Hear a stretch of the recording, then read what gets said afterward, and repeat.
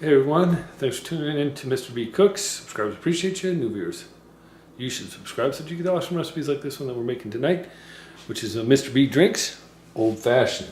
Old Fashioned typically is used with a sugar cube, and you muddle the bitters in the bottom of the glass. So if you have a sugar cube, put it in the bottom of the glass, add your bitters, and then muddle until that's smashed down. I don't like to muddle, and I don't have any sugar cubes. So I've got simple syrup.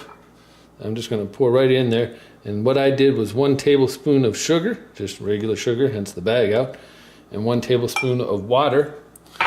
Warm that up, make sure that it's thoroughly combined. Call it a day. To that, our bitters, which is normally, again, as I said, what you would muddle with, 2 dashes. 1, 2. Optionally, you can use your orange bitters to give it a little more citrus flavor. 2, 3 rocks. And this is Maker's Mark bourbon. You can use whatever brand of bourbon you so choose. And again, this is also can be traditionally made with rye instead of bourbon. 2 ounces.